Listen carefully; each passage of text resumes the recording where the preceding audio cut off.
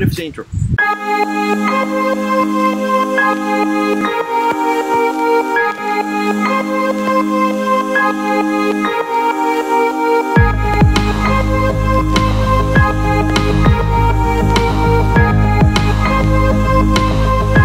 Hi guys, my name is Henrique Gravina and this is Interesting Random Facts Academy History, and today we're gonna talk about the ancient Greek Olympics. So before we get started, I'm just gonna shout out to our new studio. No, it's not our new studio, it's just a Zoom background. No, it's not a background. It's actually, I just decided to go out of my house, so we are in my garden, my yard. So that's it. There's also a hare over there just eating. Let me just show it. There it is. I don't know if I'm filming right, but well. So before we get started, see that button? Yeah, the subscribe button. Click the subscribe button, because after you click the subscribe button, you're gonna be a new subscriber to Interesting Random Facts Academy. So without further ado, let's begin. So the ancient Greek Olympics started on July 76 BC at Olympia as a form of honor the god Zeus. At the opening, athletes were all male and represents their city-states rather than representing themselves as a Greek, which wasn't too common at that time. Although there were a lot of Greek citizens from different city-states at the opening ceremony in the sanctuary of Zeus at Olympia, most of the Greeks shared the same religious belief and spoke the same language. But speaking of what kind of event was held at the 76 BC Olympics, there was only a 60 feet or 182.88 meters race called Stadion, and the winner of the first ever Olympic event was Corybus, a cook from the near city of Elis. The Stadion was the only event available until 724 BC that the Allos was introduced, which was a twice longer race than the Stadion. In 720 BC, Douchos was introduced, which is still a race, but this time with a common distance of 11,811 feet or 3,600 meters. Douchos was very similar to today's 1,500 and 5,000 meter race, with the exception that the track were made of sand with groves that show where the starting and finishing line was. Then another event was added in 520 BC, which was a race with armor.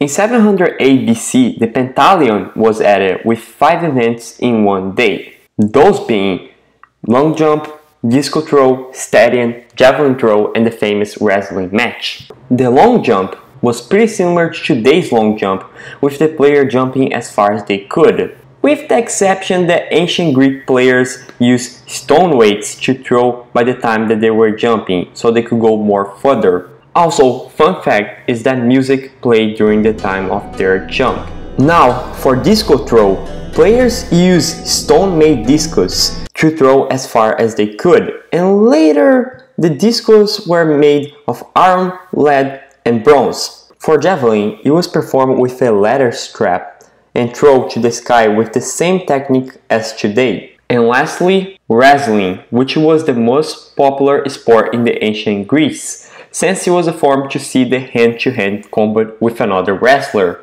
In 688 BC, boxing was added, with the rules being of 2 competitors hitting each other until one was knocked down or admitted his defeat. Athletes originally put their hands in clothes straps, and eventually those straps would be made into tough leather that would allow the athletes to receive cuts and scars in their faces. In 680 BC, the Tretapod was added, which was a 4-horse chariot race. In 640 BC, the Pancration appeared, which was a mix of boxing and wrestling with only 2 illegal moves, being biting and grounding. Athletes that participated on the Greek Olympics is, according to some historians, very special, since there is little evidence of competitors winning more than one type of game. The prize the winner athletes received were a crown made of oil rats known as cotinos. When winners returned to their city-states, they were treated as heroes and were celebrated by receiving lavish banquets and tax exemptions. But the greatest prize that winner athletes received was no doubt the historical immortality. The way that players compete in the Olympics was to pay tribute to the gods and promise to Zeus that they would play fairly by following the rules. However, if they didn't follow the rules, athletes were fined, flogged, or just simply excluded from the games. Fun fact is that one of the punishments that these athletes received was to pay fines by making some statues of Zeus. And as I mentioned earlier, most of the audience who watched the Olympics were men, meaning that women were allowed to participate and married women were prohibited to attend the games, with a punishment of death by being thrown off a cliff. When the Roman Empire conquered Greece in the mid-2nd century BC, the Olympics were still in, but their standard and quality started to decline, and on 393 AD, Emperor Theodosius I banned the ancient Olympic tradition, and it was only on 1896 that the Olympic Games were back in Athens, Greece. Thank you so much for watching this video. If you wanna follow my Instagram, it's right here, Enrique Gravina 31. Also, if you wanna follow interesting Random Facts Academy Instagram, it's right here, RRFA Academy 16. And if you like the video, smash the like button, smash the like button.